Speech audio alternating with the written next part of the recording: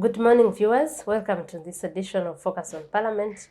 We want to discuss still matters Parliament, but this time we want to particularly look at the opposition in the 11th Parliament, which has put out a statement showing its performance and milestones for the first session of the 11th Parliament, and this includes 11 statements from the leader of opposition, that is Honorable Mathias Mpuga, 4 statements from shadow ministers, 12 minority reports, alternative ministerial statements, I think 21, and 2 motions.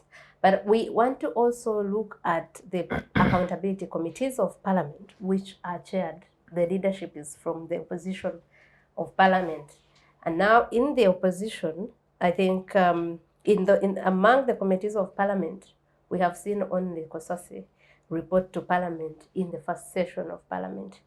And Kosase has tabled 2 reports, but the rest, which include Public Accounts Committee for Central Government, Public Accounts Committee for Local Government, and Government Assurances, have not reported in the House for the last 1 year that Parliament has, that the 11th Parliament leave it for now. And we want to discuss, is that normal? Is the pace? Because considering how much work they have to consider, we want to look at how that can work and if there's need for probably more expeditious work. On the panel, I have from my left, Timothy Chemonges. Timothy is the head of Parliament Watch, a parliamentary watch, like its name suggests, monitors Parliament and reports on Parliament. You're welcome, Timothy. Thank you, Agatha, and I'm glad to be here. I also have Honorable Alaso, the former Sere woman MP and former PAC chair in the 10th Parliament? 9th Parliament, yes, 9th Parliament. You're welcome, Honorable. Thank you very much, Agatha, and good morning, listeners.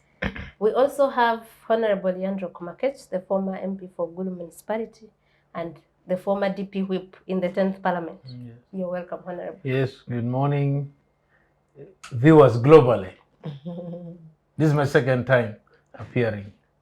On the Civic Space Yeah, TV. on the Civic Space. First time on this show. Yes. You're very welcome, Honorable. Finally, we got you. Yes. Yes. So I am going to start my questions with you, Honorable Alaso. You chaired the Public Accounts Committee of Parliament. It is a committee that very many look at as a committee that really shakes the tables from really early in the days. And like I said in the introduction, we have not seen it report to Parliament, despite the rules of Parliament actually requiring that they report in the 6 months after the Auditor General's report has been tabled. I think the last Auditor General's report was tabled in December last year.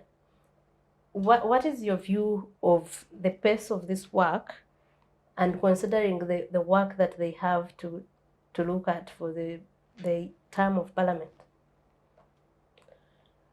Well, accountability committees are unique in their own way, and therefore the factors that determine the pace of the work are also rather varied in nature. But then, being that it is the first 1 year of Parliament that has just ended, maybe it's normally rather difficult to make an assessment of accountability committees on the basis of that 1 year. Here is why. The accountability committee, the session of Parliament begins in May, almost June. And then, so these ones had just been elected, and then they assumed the responsibility for the accountability committees in June. So June to June is a financial year, or July to July is a financial year, right? Yes. Around there. And it is expected that accountability committees will consider the prior year expenditure reports as scrutinized by the Auditor General. And so it would seem to me that this Parliament gets in there and finds a report, or when it is just barely a month old, the Auditor General gives them a report to scrutinize. Now, that comes in with a number of challenges. The first challenge is that they are constituting committees. The second challenge, and even more serious, is that they are not inducted. Accountability committees are not like sectoral committees where you walk in with the basis of your knowledge and whatever. The criteria that you go to follow when you are in there is actually a little bit detailed. You go to understand the workings of the Auditor General. You need to understand the other laws that govern accountability in Uganda. So you're not just going to go there and say, okay, we are scrutinizing these reports. You must have some understanding of the financial cycles in the country, the Public Finance Management Act, the Audit Act, the oil laws, and all manner of laws come into play. And the other big challenge, before I really think about whether they are doing well or not, is the bulk of the work. When you look at public accounts, the one now they call Public Accounts Central, that means that committee is entrusted with scrutinizing the expenditure of over 300 entities. I don't remember the number, but the book is like this thick. And so even if you give them to work every day doing a sector in central government, they cannot finish it in a year. They cannot finish it. And yet they have only 2 hours or 3, from 10 o'clock to about 1 o'clock. And then they have constituencies and they have other issues to deal with. So if they don't follow, if they are not abreast with the criteria, when I chaired PAC, I started the process of creating a criteria through which we would look at reports. So we would say anything, anywhere the Auditor General has given an unqualified opinion, meaning is comfortable with it, we don't consider that. So we'd park those ones aside. And then we'd also begin to look at what do we consider where there is a serious qualified opinion by the Auditor General. Okay, that's. Then we also look at those ones and say, is it a hospital? Is it some hospital, say Mubende Hospital? Or is it Ministry of Education, the amount of money that has gone into the entity? But even then, you still have at least over 100 or something entities that you will still have to consider. So when you look at all those, they define the speed at which you take off. Lastly, I think these accountability committees had a false start. The motion moved by Honorable Nandala, in my view as a former Public Accounts Committee chair, was a very bad motion. People celebrated, people rejoiced, but the moment they move a motion to say that you do not consider accountability, you don't consider the Auditor General's report of that year, it means you are rendered redundant until the Auditor General audits this year where you are in, and so your work begins next year. I found that kind of motion very strange. I thought it was more or less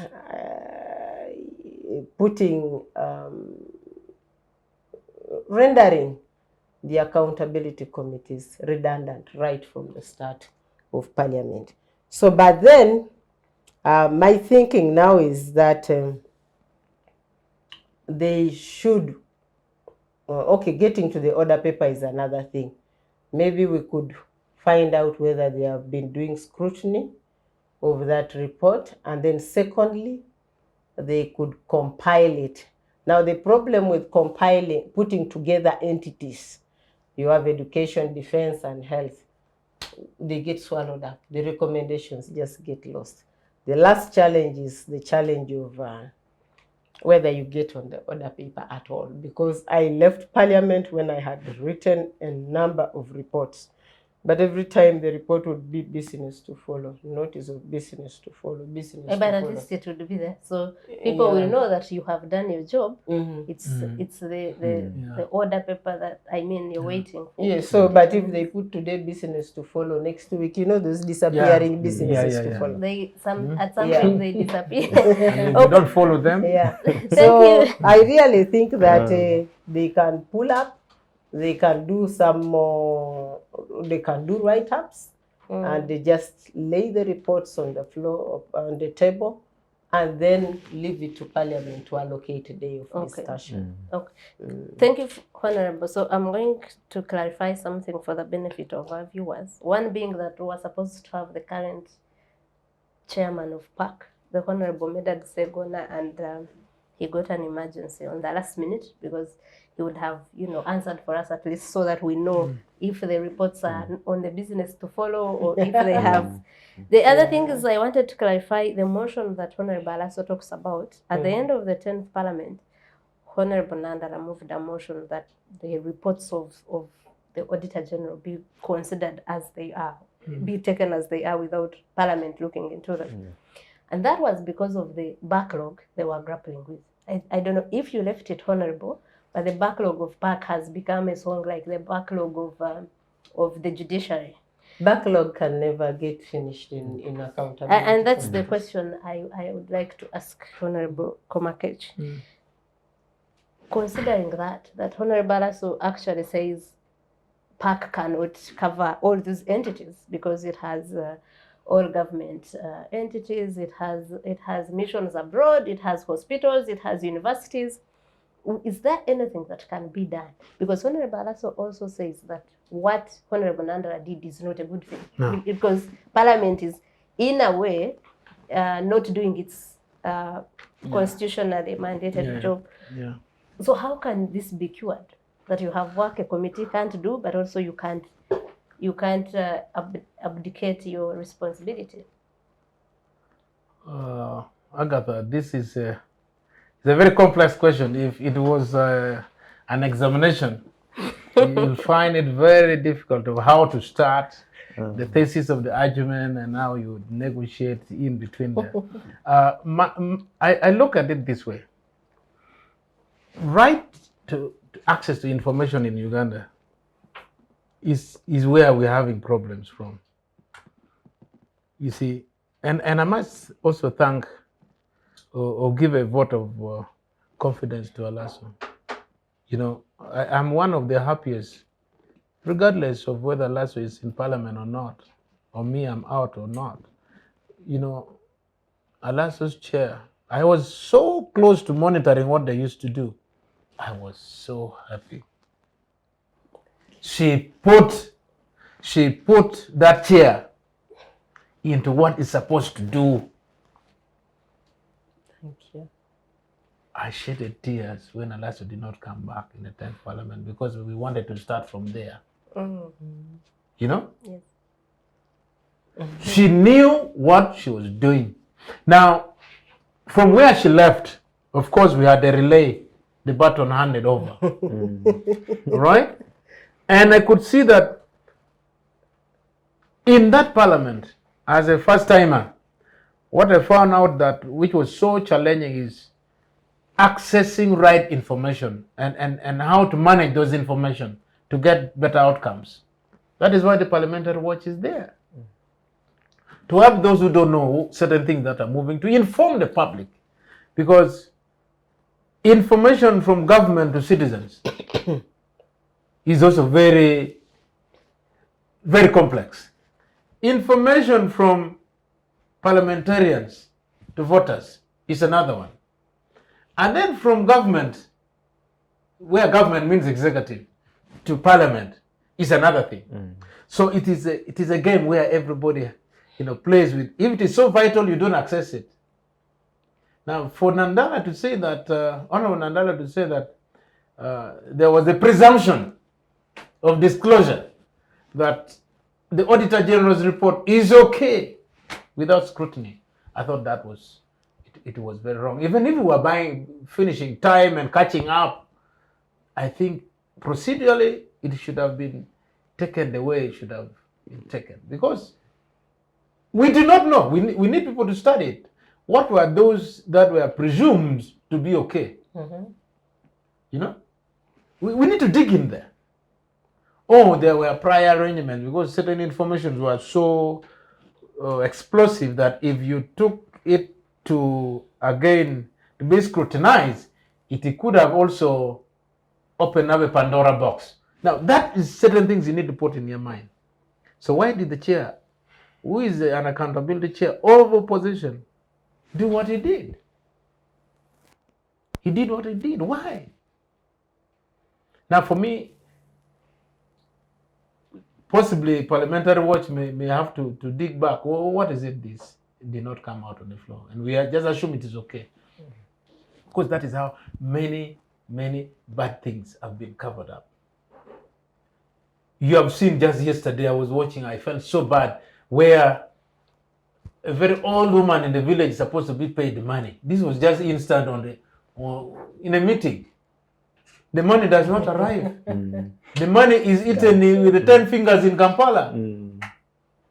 Old woman waiting. If the CID did not come to our intervention to say, by the way, she did not receive the money, it was assumed through the lawyers that the money was handed over, you know. So for me, accountability is a critical fulcrum in any democracy. If you would want to ensure that democracy functions, accountability as a pillar in any democratic process should be very, very, very guarded. And that is why I think opposition constitutionally got it.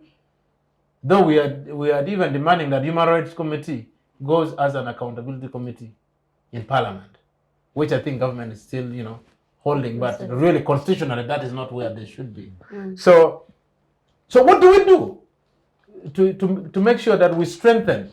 I've heard, and it is very clear, you told us here that the 1 year elapsed, there's no report from the Central Accountability Committee, there's nothing from local government.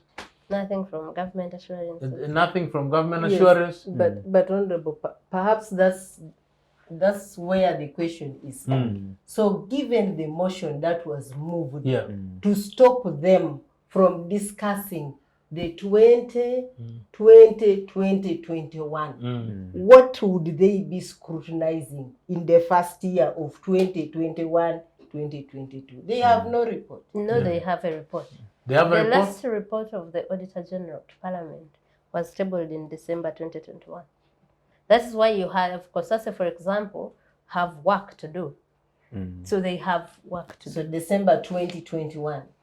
That means they are scrutinizing that one. Me, I thought in terms of backlog, you were talking about a report which they received in... No, there was no backlog because they found a clean slate. In fact, the Honorable Senyonyi, the current chair of COSASE, had moved also a motion to ask the late Jacob Olanya at that time to rescind that resolution so that they have work to do when Parliament had started. And Honorable Olanya thought it is not good practice to go back against the resolutions of Parliament. It could set a bad precedent. So I don't know if we are, Honorable Alaso, you're saying that maybe they didn't have work to do.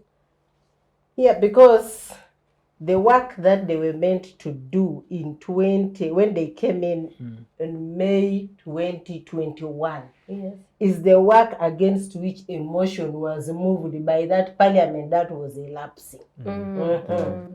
And therefore, they now had to wait for the next Auditor General's report, Which came in December. which came in December 2021. And this is June. So they have not even finished the year. So they could be working on it. I think it will become too harsh until they finish a year. Because you mirror the work they are going to scrutinize. Mirror it with the budget process where you have all the sectoral committees, I don't know how many, doing all the work. And then after the Appropriation Act is passed, then there is only 1 or 2 or 3 committees to look at that expenditure. So I think to tie on to what Honorable has said, you see, the assumption is that there's little work, and given the time frame, okay, we can excuse them. Of course, there has also been, this is a new parliament, 11th parliament, induction. We assume that people don't know anything, and therefore they are starting also from a clean slate, right? So, for benefit of doubt, possibly, okay, we wait.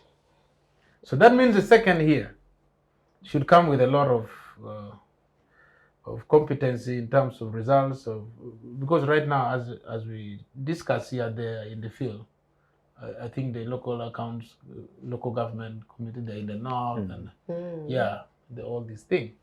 And so, but the cure of the backlog is what we should look at. Yeah. Because Nandala's proposal and the motion is not really a silver bullet to solve this problem. Because there are so many things that were recommended that Parliament did not even take position on. So that would not be the best option for saying that these problems can be sorted by motions. To presume that we have understood there is no problem. No. To cure this, I think it is also important for Parliament because there's an entire department of research. I don't know what they do.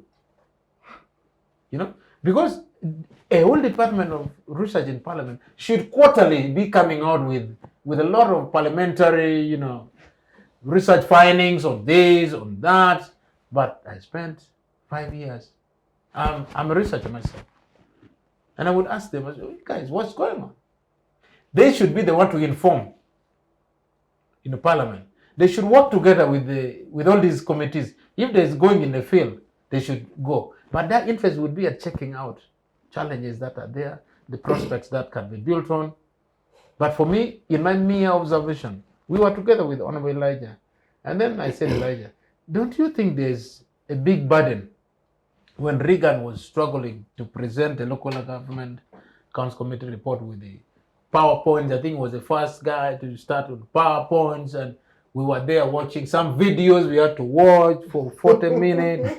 It was a report, Then I said, at this pace, don't you think we need to subdivide the accountabilities committee to create viable new units that can on their own move on, so that we spread the assignments and then the deliveries would be on time? That was my thinking. We wanted to move a motion to break down the central, the one Honorable Alaso chaired. Yes. Because we said, why don't we take away government agencies from sector ministries so that we have Public Accounts Committee in charge of government agencies, Public Accounts Committee in charge of government ministries or sectoral committee, then like local government, and then we have 3 in broad one, on top of the rest, like Kosase. Yeah. So we went even to Madam Speaker. Oh, okay. Yes, for the motion. So Madam Speaker said, you're right. We went and put the motion. Now, it was so strange that the committee chair himself is the one again who told us that we should not proceed with this thing. It is going to undermine his capacity to deliver. Because when we say we divide, that means that he's failing to deliver. So therefore, this motion would be evidence on the floor. The debate would now go back to him. Of his failure to deliver. Yes. So at the end, another motion comes to presume. So it was a terrible experience I witnessed. Yes. But for me, I still believe that some bit of study or a rapid assessment of these committees be conducted to help citizens understand what is going on and also to propose to Parliament so that they could create more public accounts committees, but in terms of those subdivisions to ease work. Because members of oppositions are enough to do this work, to be given the assignment. At least 5, 10, but there are many.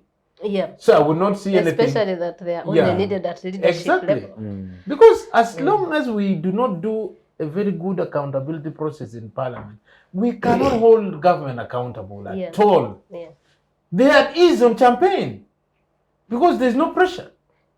So, so what I get is that they might not, the backlog comes not really necessarily because of lack of ability to deliver, like the former chair was saying, but of the bulk of work, like Honorable put it. Yeah. Because if the Public Accounts Committee for Central alone has over 300 entities to consider, I think the local governments are even more, because look, you're looking at districts, you're looking at municipalities, you're looking at even sub-counties. Yeah, and that was actually the discussion that we remove even local government, we remove municipalities to be on their own, and then districts on their own. We went as far as that thinking, Yeah. So at least since Honorable was the chair there, she knows the weight and the way she went through these processes, and she can help us. There are also the other two aspects. The one of last year towards the election, nobody does work. You are all in your constituency. So the Auditor General's report of that year is never considered. I also didn't do it. I found my predecessors also didn't do that particular year, because you will not raise quorum. And if you continue there, you will not be campaigning. So figure out what to do on that one also. Okay. Then the other bit of it is that the parks at districts were not working. So now you end up with central, what is it? Local government, they now call it Park Central Government, which used to be Local Government Accounts Committee. No, So it's now Park Local Government. Yes, which used to be Local Government Accounts Committee. Now you end up with that running after every newly created district everywhere.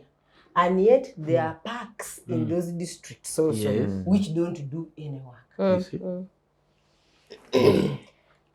So Timothy, you as someone who has done extensive research and reporting on Parliament, what is your view of this dilemma, or even actually generally the performance of the accountability committees over the years?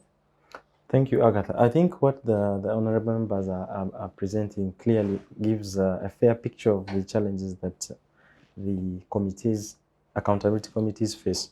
But also, more importantly, I think the aspect of the timing, I think this first session of the Parliament may not be sufficient enough to really determine how they are performed.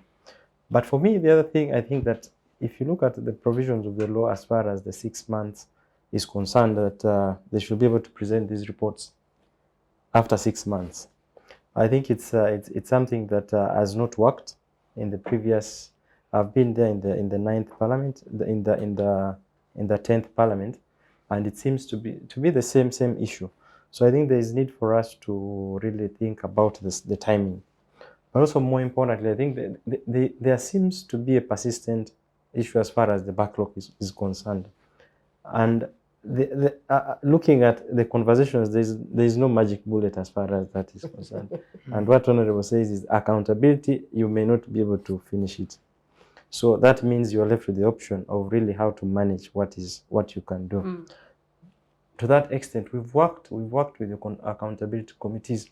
We supported them in having to dissect the committees. So if you have Park Central, they further subdivide themselves in maybe given numbers, and they address specific ministries or specific issues as far as that is concerned. In the 10th Parliament, I think the willingness was there, but I think that there seems to be also the urge to grab that move seems to be slow.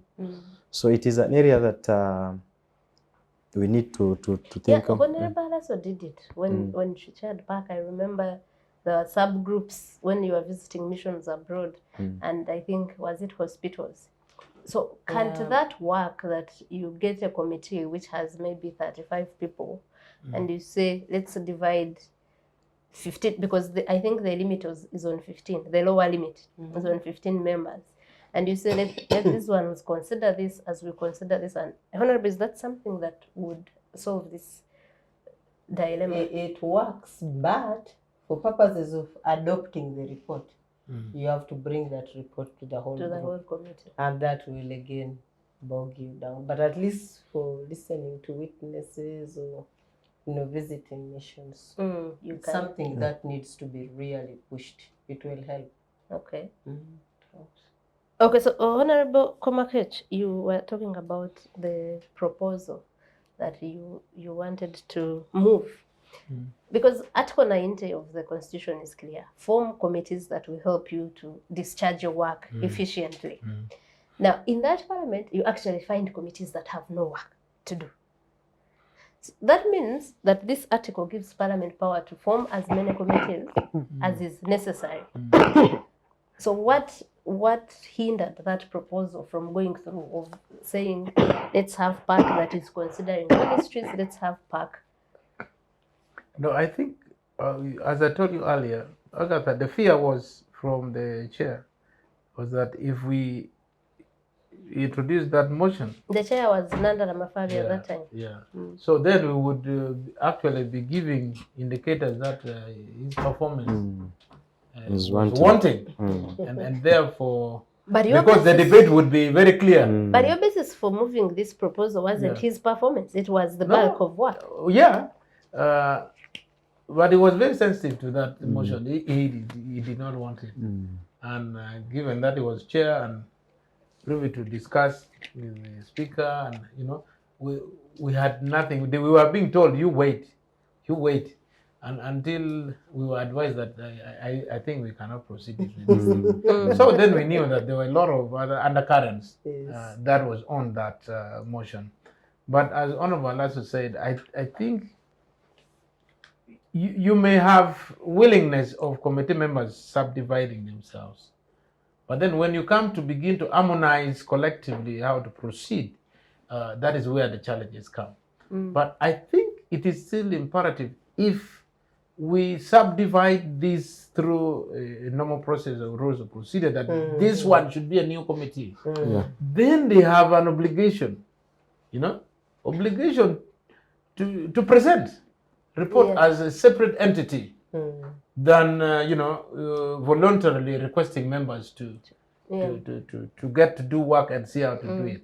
So for me, it will, because we have over 520 MPs. Yeah, and the assumption is that they are all very competent, and therefore, if they are given work, they will deliver. Might be a rebuttable assumption, but no, that's my assumption. That's my assumption. Yes. Yeah, in science, you need to assume. Actually, do you know that the current parliament is one of the most educated? 39% of them at least have a master's degree. 37% at least have a bachelor's degree. Wow. 3.1% have the equivalent. have a PhD. They are doctors. Wow. I could share the same information. Yes. So it's by Then and the other large. group are So small. there's the group of the postgraduate. There's the postgraduate. Which is close to like 10%. So you look at, there's competence as far as that is concerned. So even there's need in future to amend the law to abandon equivalence. Yeah, I mean, because if that is the rate you're telling us, then there's justification that we now increase the competency level to degree. At least. Yeah, and then we tried with the local government the other time, but we were thrown out when it reached the president. He said, no, leave my people. Yeah. So we lost that law, which would have strengthened even local government in terms of leadership. So I think those are good statistics that should inform the country that we are now doing very well. We may need to raise the bar to bring everybody on board, because UPE has been here for how long? We have USE, so all the products have gone up. Yeah. So to appreciate going to school, let's raise the bar. So, okay, but then you're operating on a presumption that competence and the ability to deliver in that parliament depends on your academic qualifications. Yeah. So that's We- what we- we Wow. presume in all aspects of life. No, Agatha, I have watched, what are they called, professors in that parliament who are just a disaster. Even outside that parliament. We Yeah, have so- them outside. So sometimes you wonder what determines objectivity, rationality. The only time I know of a professor in parliament is when there was Professor Gengara Tigu. I don't know any other in parliament. When I will ask Timothy to share with me those who have PhDs so that I look out to see their level of debate or something. And We need to, those are things that will help us in future to begin to say is, are we in for quantity education? Are we in for quality education? we have been What in are the for outcomes quantity. of these ones? So that you could say, those members of parliament of 1962, the brother of my grandfather was there from our family. He was one of those few with a degree in agriculture economics, which he studied from UK. 1940s, people are finishing degrees. So, but when you look at them, the teachers were the biggest majority in that parliament, but they were very serious legislators, with grade 2 and grade 3 certificates.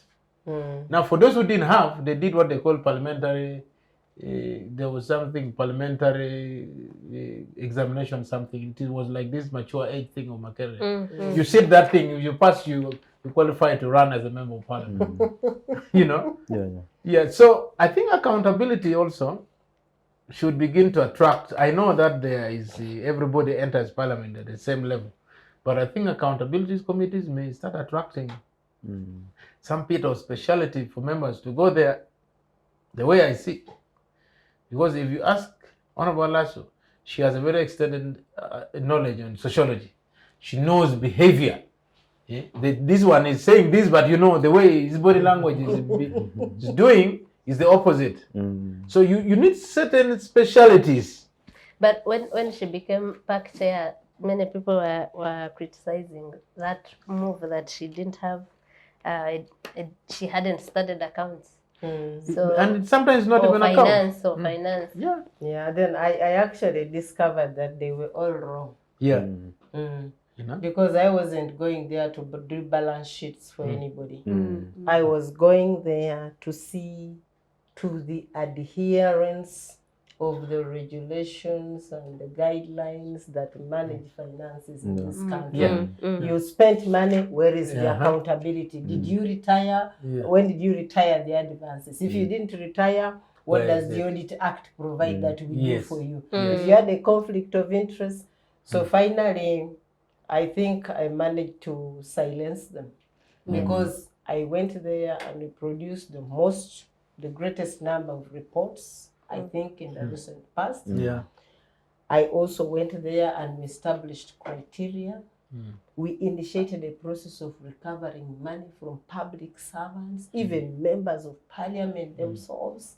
And so we did some work, and unfortunately for me, the hostility was more from civil society. It was civil society. And at one point, it was all about, can she manage? She's not shouting, she's not doing what? And then I discovered that actually people would connive with accounting officers. So the accounting officer comes in, and then they have already agreed that you shout at me, chase me, and then we discuss. So I said, no. In this committee, if you come ill-prepared, we sanction you as you are. Nobody's going to chase you. So you come, we sanction you. And then, gradually we debunked that thing. But people were thinking, the more you shout and when you order them, get out of here, that you've done accountability work. No, you haven't done anything. You just connived with an accounting officer, shouted at him, and then you go and follow the man. A fox and a dog. So no wonder your committee people didn't see it as really biting, because you didn't shout at people, arrest them, detain them, and we are really in the habit of not really following the substance, but how that is the greatest disease we have in Uganda today. populism as opposed to substance of things, issue-based processes. They're absent. So when you dramatize before camera, you are the greatest. Yeah. They will see. We are going to see the head of state now, banging the table and nothing. Unfortunately, that's what carries that day. So I watched yesterday on TV one of those scares on the issues of civil. But this one's on strike. Yes. You saw how it was dramatized. Now a villager make a quick call and say that was very good, honorable. That's my MP. Yeah, that's my MP. Continue. That's why populism is taking away substance, and those who are with the substance are being relegated to people who do not know politics. Who are not efficient. Yeah, if you don't remove your shirt, you don't tie your head, you know there are certain actions you need to do. Issue threats. Yes, issue threats before the day ends. You will see. So there we are losing it.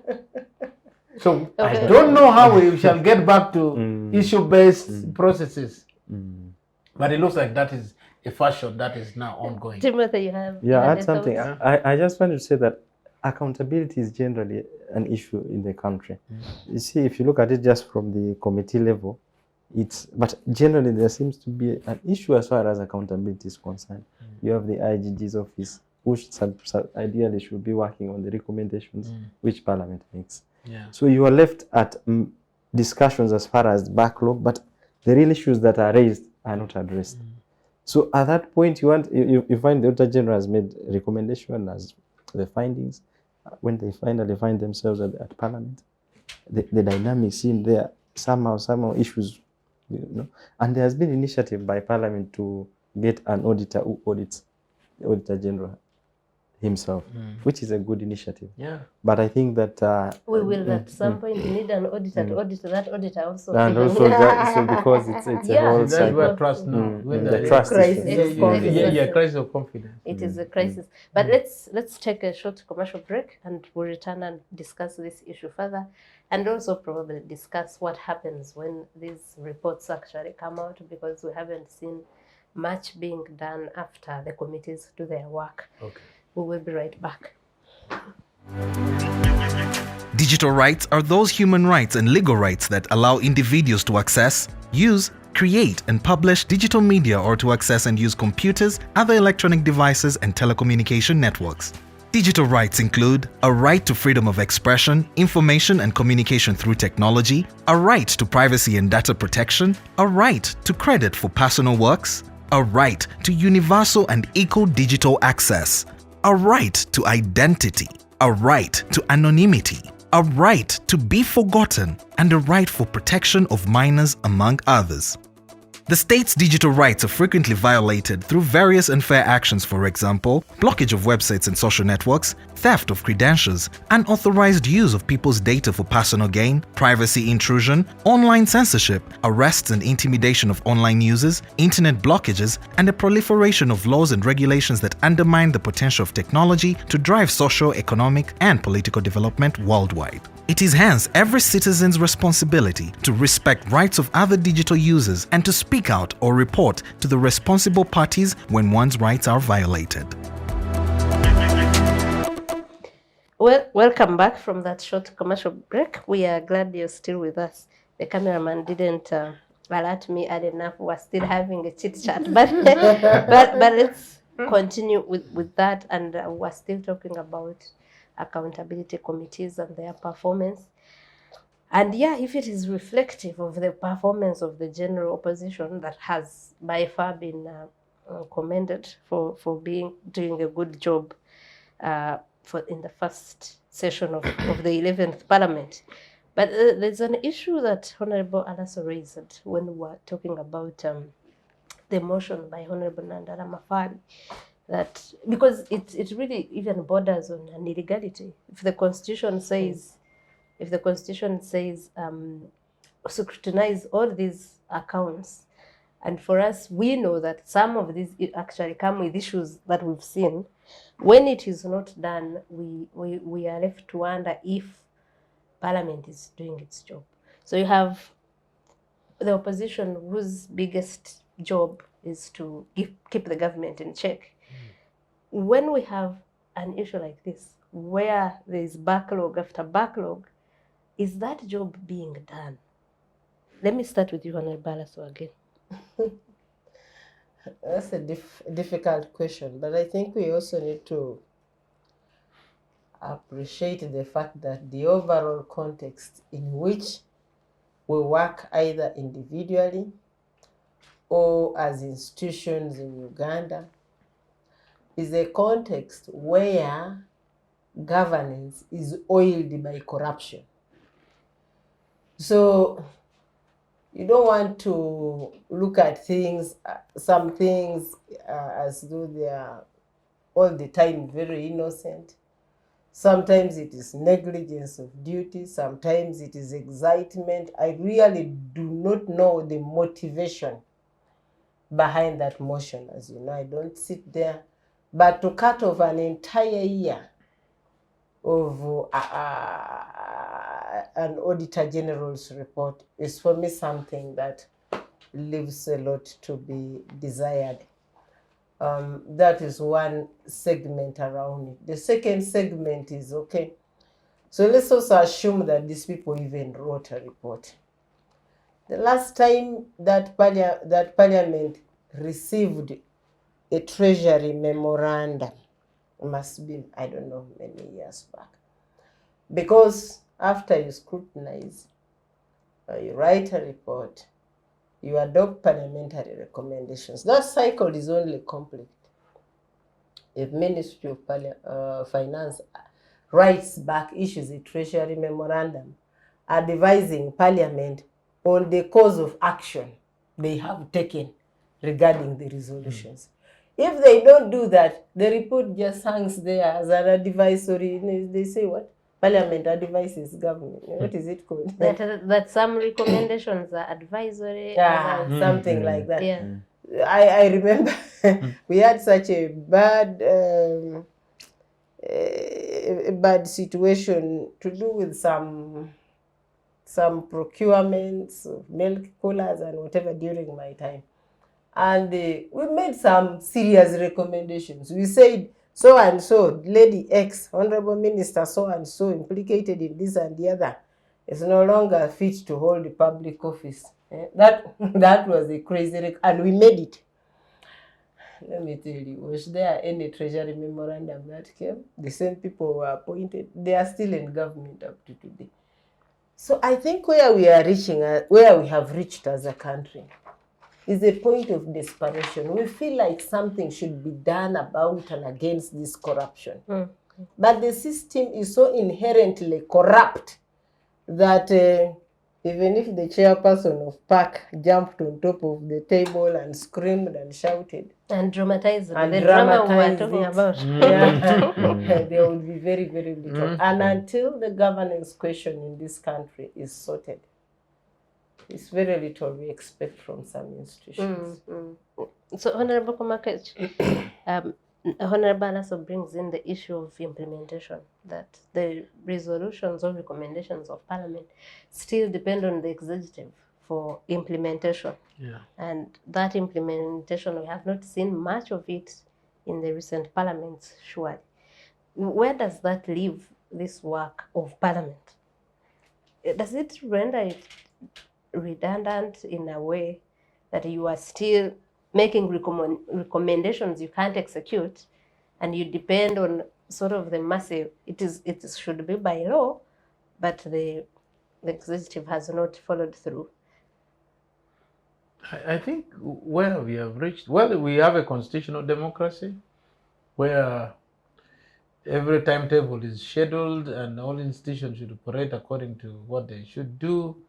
But then if you look at the reality, it is the reverse. And for me, that is one of the greatest challenges. Yesterday, I was speaking in Makerere to young students. I was just giving what I call a mentorship talk. How can you be an accountable opposition political party? Yeah, and for those who would want to go there, what type of preparedness should you have? You know, so then you see that there are those who are for the money, the money side, that I will pretend seriously, then I will look behind and see if they are calling me.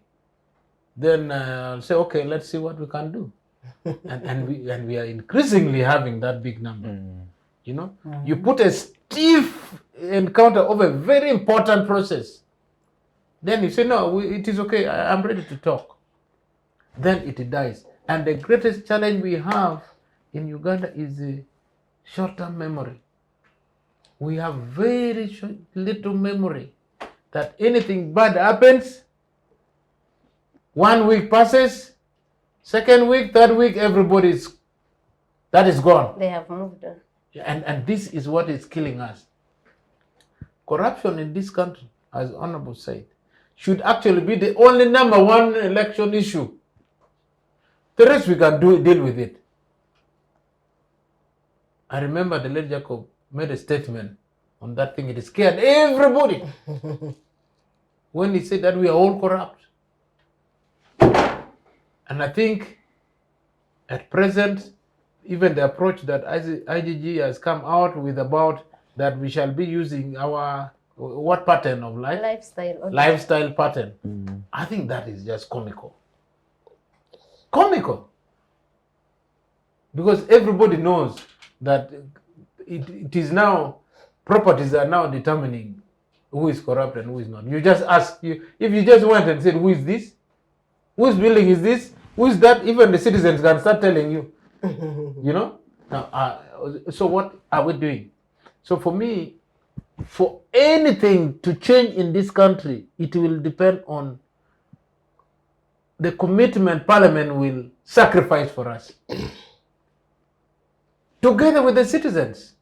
Because the citizenship, the citizenry we have are not now a demanding citizenry. Yeah. Look, go to Kenya now. It is changing. The pattern is changing. It's sometimes now very difficult.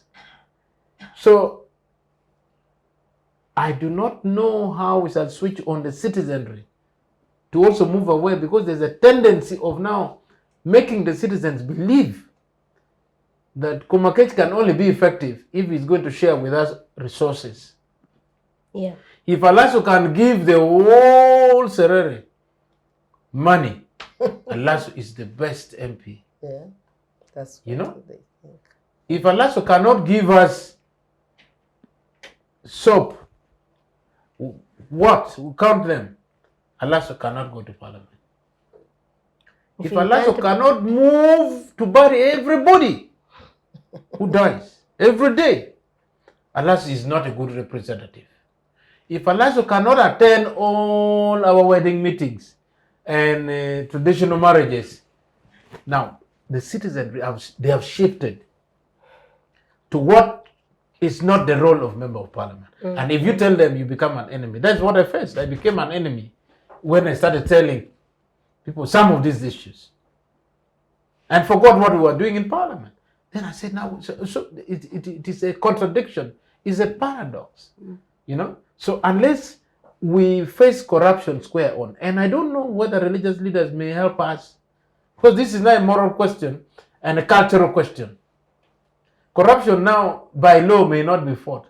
We now need to get back to rebuilding the mindsets of our children. Because if you went to the villages, the values that people cherish in the village those days is what took people to civil service. You know? That if this is not your property, it is not your property. If it is not your resource, it is not your resource. Even food. The other day I said, we were taught how to eat food. That when you are eating, it is the resource that has been made for you. You sit down morally. You sit down and cross-legged, if you are a boy, and then it is served communally. You can imagine. So everybody, you know, you grab a piece of your millet and you make a round ball, small balls, and you notch it and you scoop it. You know, that is the pattern. If meat is provided, you will first complete the soup. while the elders are monitoring you. And then you will be assigned to eat pieces of meat, even if it is not enough. For you, you take it that that was what was given to you. You go very satisfied. You know? So now, these days, the individual merit came with very dangerous values. That food should be eaten. If you eat alone, you know, it's very good to be seen to be eating alone. It is very dangerous because you have no manners. Anybody these days who picks a matoke, does not even run, just throws it in the soup and eats it without any procedure. You know, those are the children that are now killing this country. Because the way we have grown up now, we do not have those procedural, you know, issues of how even to eat. Now, eating these days, people eat from the left, from the right, from everywhere. Others just carry the whole. We used to be bowl. beaten for using the left Yes, hand to eat. you eat from one side of the hand, but now everybody is eating from both sides of the fingers. Now, that is how the trend of corruption has grown. And That resources can now be grabbed, just like picking the whole food when children, around 4 children are crying and they have not even taken 2 rounds of what you have been given to share. So the word sharing has stopped because we have not been taught to share. We are now told to grab land, grab money, grab what. Now, how do we handle this in this generation? Honorable, so you had, before I bring in Timothy, is there anything you wanted to add to? no, I was just reflecting because sometimes we talk about theft or corruption in terms of public service and whatever. But let me tell you, there is theft, there is corruption in civil society, there is theft, there is corruption in the market. You find somebody has heaped stones in the basin first. Yes. Then they put a few potatoes on top. Yes. And you buy thinking the thing is full of Masaka Road, potatoes. in Lukai. Yes, everywhere in the country. And then you go to the millers. Yeah. You take your bag of rice to mill. And then they cut off half of it and they give the poor farmer the other half. You know, then in schools, you go there, the children are bribing themselves and parents are helping the children to bribe using sweets to be elected as the class prefect. So Now, that is where the mindset is wrong. unless we get, like we call it in the ANT, values-based leaders. And you know, there are still some good Ugandans out there. The trouble with them is they are keeping their goodness to themselves. They don't want to bring it. They don't want to engage. Because Uganda repels goodness. Yeah, well, they keep telling us, you see, you are too good for this country. Now, what do you want? You see? So, If you want to know some indicators, just go for wedding meetings. That is when you have a projection of where we are socially. I remember there was 2 months ago, someone was having his wedding meetings. In one day, just one day, he raised 300 million. Aye. One day. So I said, I think I will not come back here. You know, I've come with my 200,000. You know, I became irrelevant because everybody was saying 5 million, not even 2, 5 million, 10 million, 15 million. What then? I said, are we together? Are we in Uganda? no, I went to a wedding launch like that, where I went thinking I'll give also my 150, whatever. And when I saw how things were going, I held on to it and went back home because I think the list there was like 2 million. Others it was $5,000, $1,000. Yeah. So that's true. But going back to Parliament, Timothy, the honourables here raised an issue on Treasury memoranda and how government implements, the executive implements these recommendations of Parliament. But we should, let's stick to MPs, because at the end of the day, I am sure Honorable Alaso, you feel good saying my committee, when I chaired PAC, came out with the highest number of reports. So at the end of the day, if someone played their role, you would know that you're conscious. I am clear. I played my role. Then you leave the rest where I don't reach to others. How seriously do MPs take committee work, for example, because I can show you reports I've read where you find that they have been signed by 3 people, 4, 5, and you have committees that have more than 35 each. For you who has been in Parliament reporting, sitting in these committees, how seriously do they take this work? So first of all, I just need to comment on the roles of the MPs. Yeah. I think every time we make 5 steps towards the public realizing the roles of the MPs, we make like 10 backwards.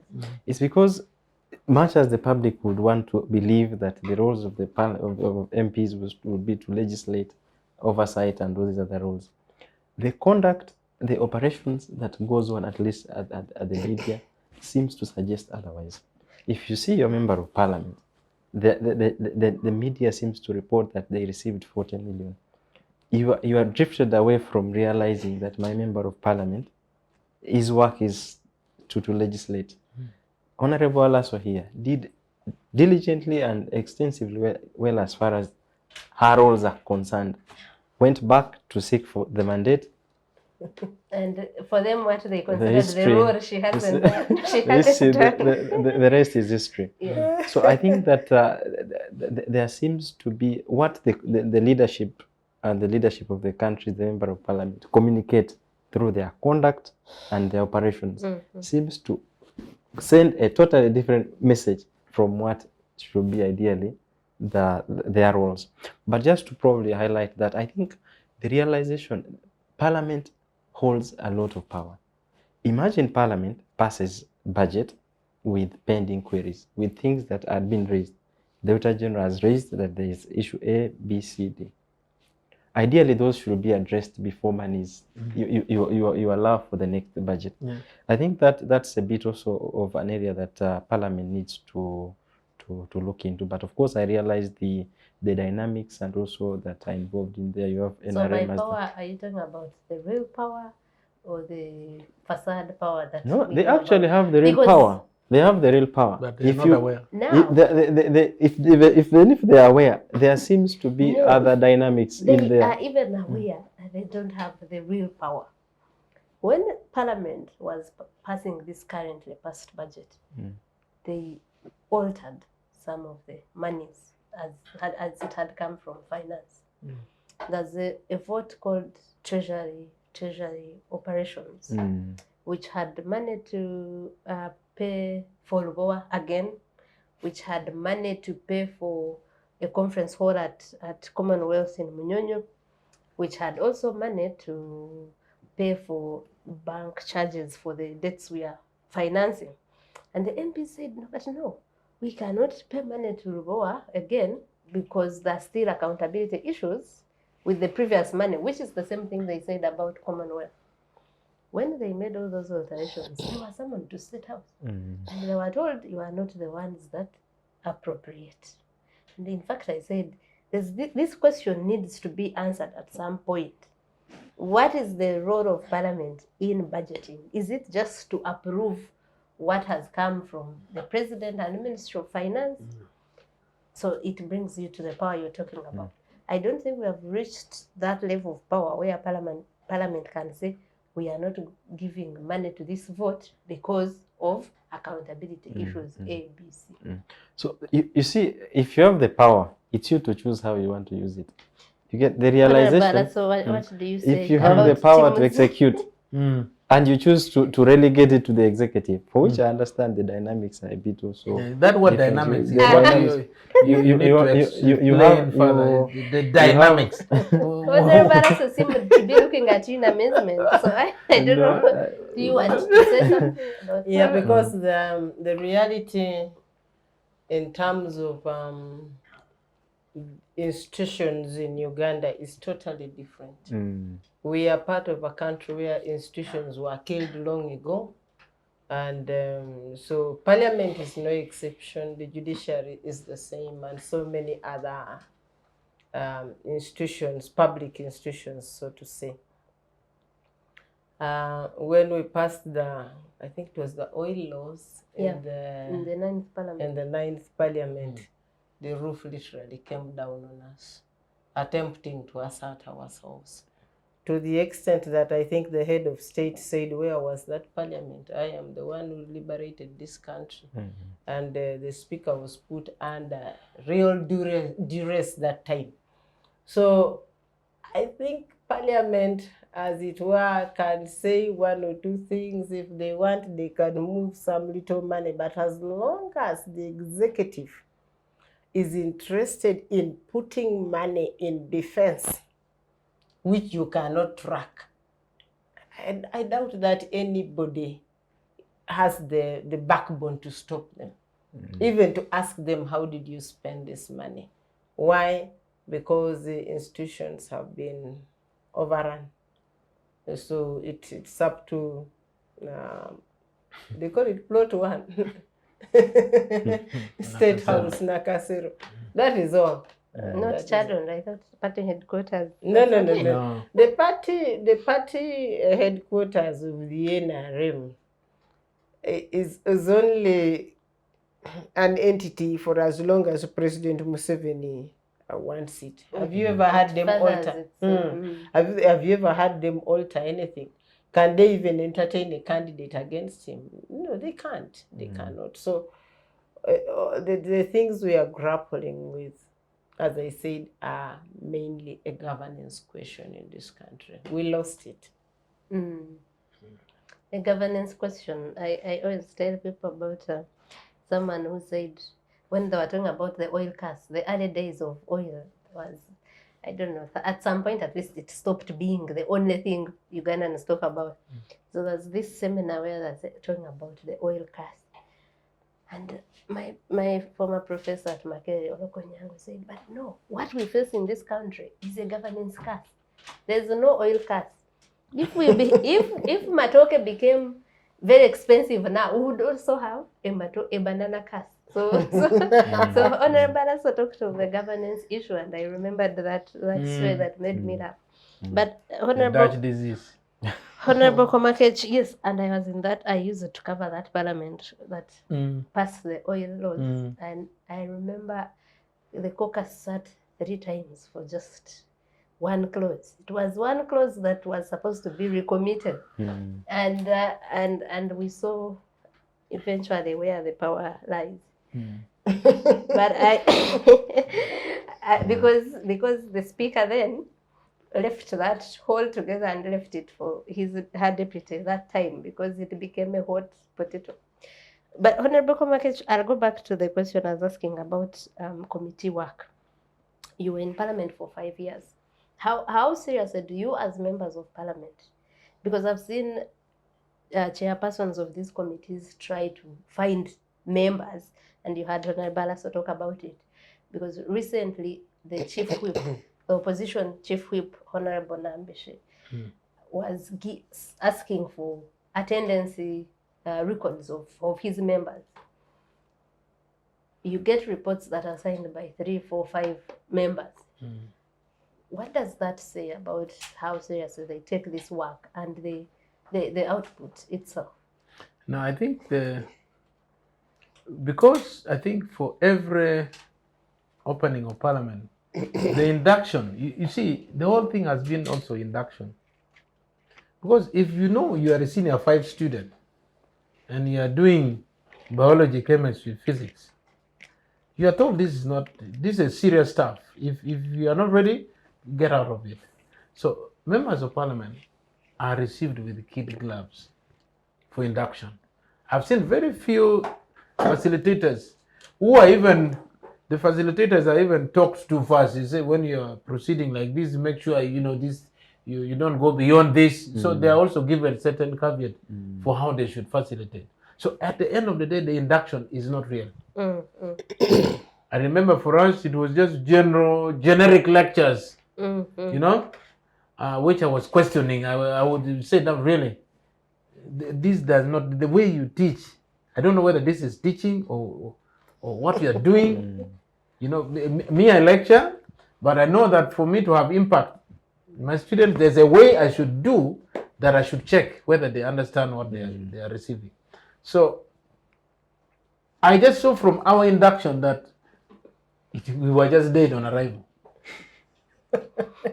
And therefore, when we went to committees, people who were assigned committees, they did not understand what was going on.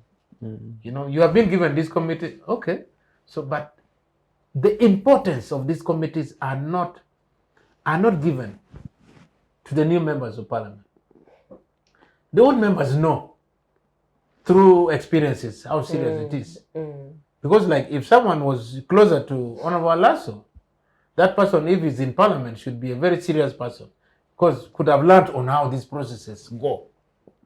So induction has not been taken as a very serious initiation, as a process. That is why I moved the motion to improve on the Institute of Parliamentary Studies. You know, we wanted parliamentary studies to be a semi-autonomous institution that would now be focusing at parliament and building their capacities throughout the 5 years. That was the Kadaga Institute. Yes, That was the- but they chose the name as the problem. For us, we had the content in the law we made. I was shocked to see my brother from northern Uganda move that these things should be dissolved. And they dissolved the thing with all of us. I was a board member. I was put there because at a strategic level, we really brought in a lot of new ideas to empower the institute to the level of Nigeria, to the level of India. Why didn't you fight for it not to be personalized, to be named after? No, it was you see that thing came towards the end of the whole thing, which was a shock. That members of parliament passed a resolution that since Honorable Kadaga went through a very difficult time, she almost passed on. You remember that time when she was rescued and airlifted, and So parliament had resolved that something should be given in memory of her when she's Just still in alive. case. You know, so as we were almost concluding with that bill, that's when Honorable Cecilia rose up and said, "Wait a minute." The speaker almost died, but it was the deputy speaker that day who was chairing. Actually chaired the whole of that bill. And Parliament has made a resolution in memory of your colleague. So we should now implement the resolution by putting our name into this law. So with some excitement, everybody stood up. Yes, I think this is the way. So that is how we got the name into the institute. But eventually it became a political fight, and then we lost all the content of that law. And let me tell you, we need to revive that institute by all means. And I implore the current speaker, if she's listening to me, she should have a way of refreshing that idea. But the work of the institute was carried on. It is still put there. No, somewhere. but you it's see, under, the assignment as it is does not match the where it has been put. It doesn't at all. That's right. Yeah, because it was then, it was in the directorate, the smaller thing. But the importance was realized when it was there. Now let us get this thing out. It goes beyond this. And let me tell you, we have missed an opportunity. We were even already given a budget around 10 billion to begin preparing on how to build capacities of members of parliament. And we wanted this to go in a very technical way. We were even proceeding to make sure that for members of parliament who feel like they would have some certification of knowledge, we would even be giving diplomas, advanced diplomas in parliamentary studies, something which will later even help those who came crawling to start walking. Now that was the vision of this thing. So for me, as long as we are not taking on how we bring on board the new members of parliament to carry on the responsibilities of parliament, I think we are not serving this country well. We need to reflect on this and put a budget that assigns those who are good. Because even in a marathon, in a boxing ring, in what people prepare, you cannot just walk in and say, I'm an expert. No, you must prepare. So at the end of the day, we are being blamed that they are not performing.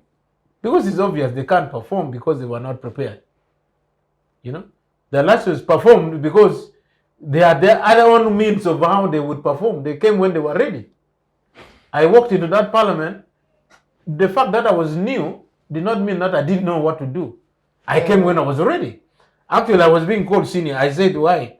He said, no, you have stayed long here. I said, no, this is my first term. But because we came and appeared to be very serious, others thought that we have been there for 3 terms or 2 terms. I said, no, we are the same.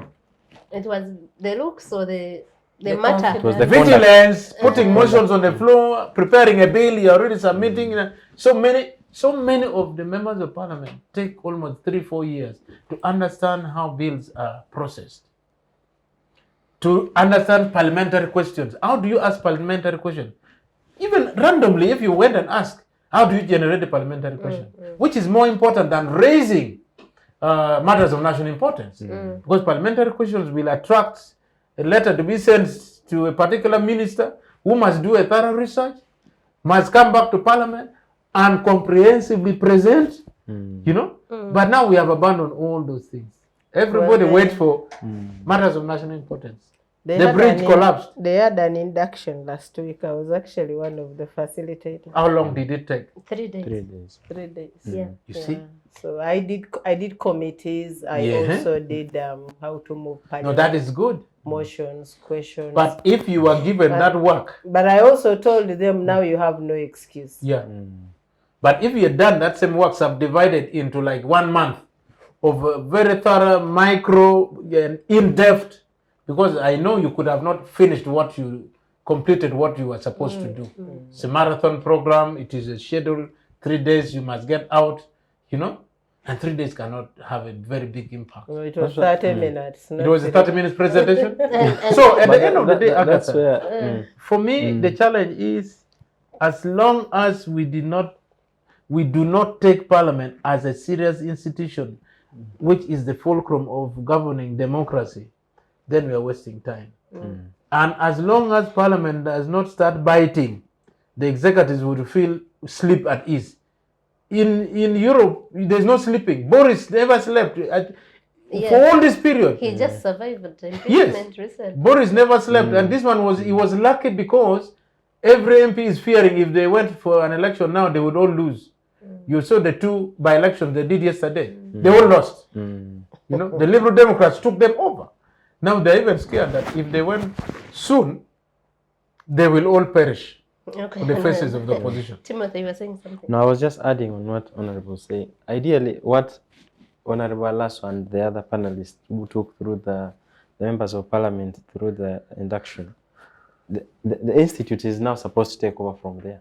It's ideally, because it should be continuous. But the do you realization. think the issue we grapple with is an issue of lack of what the institute is supposed to do. Don't we have many senior legislators in parliament who are still not doing what they're supposed to do?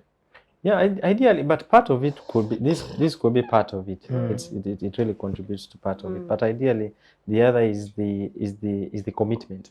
Yes. Is the acceptance, Commitment is but the also word. realization. Because that, Honorable wasn't in parliament, but he said he went there ready. So meaning that even the new ones, if they had the same level of commitment, they would. We want to finish, but I just needed to say yes. the realization that much of the work is done at the committee level. Less of it is really done at the plenary session. Yeah. So it should be that much of the focus Is on committees. should be on the committees. Yeah, that's it.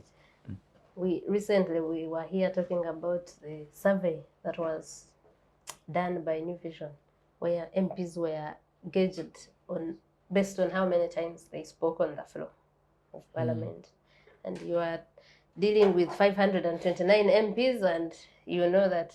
So meaning that many people don't know that actually committees do the bulky work of Parliament. Honorable Alaso, as we come to the close of this show, you have actually pointed out the problems of accountability committees mainly. The bulk of the work being one of them, but also when you said that in the last year of Parliament, people are not working. That means 2 years gone. You have the first year when people are still getting familiar with. But with the importance of these committees, because we've seen corruption everywhere, we've seen money not put to its proper use. So we know that every other entity of government requires that eye of people who are going to check. If you were back in parliament and in a senior position, what would you do to resolve this issue? Well, first, in terms of commitment, the institution works with the people that are sent. How they come from their constituencies largely defines what they do in parliament. So if people come when they are not committed and they are not passionate about representation, they will not be there. It doesn't matter what opportunities you create. Even if you create an induction, you will have half of them absent. Even those who really don't know anything, they will be absent. So you try to do all this that we are proposing here as a means to help them. But I know that electioneering in this country is a big deal. Yeah. There is nothing that is going to stop members of parliament from running away in the fourth year. There is just nothing. And then the question of dedication, I think it's about the values we espouse in leadership. Because if you know you committed yourself to represent us, and then you're supposed to be in a committee to scrutinize work on behalf of Ugandans, and you are absent, you are actually a thief. Yeah, because at the end of the month, whether you attended those committees or not, you'll be paid full salary. So you are also a thief. You are as corrupt as the person you've refused to scrutinize because you denied quorum. So again, hopefully, I don't know whether people can unlearn issues of honesty, dedication. I mean, rather than unlearn, learn. Yeah, issues of dedication, integrity, commitment, hard work, and being passionate. You promise, you should deliver on that promise. Yes. Yeah. Honorable, also as your last parting shots, what can we do about the issue of commitment? Commitment is a moral question. Yeah. Yeah, it is. It's quite a very difficult. You see, it is like he's a Catholic. You know, he carries his rosary. If time for prayer comes, he pulls. There's no compulsion that you pray.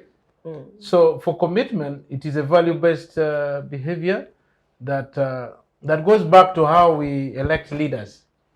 You should identify those you really see have commitment, and then you send them, because they are your representative.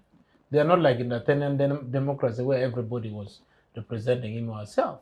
So for me, on the aspect of commitment, I think it should be a ball thrown back to the voters.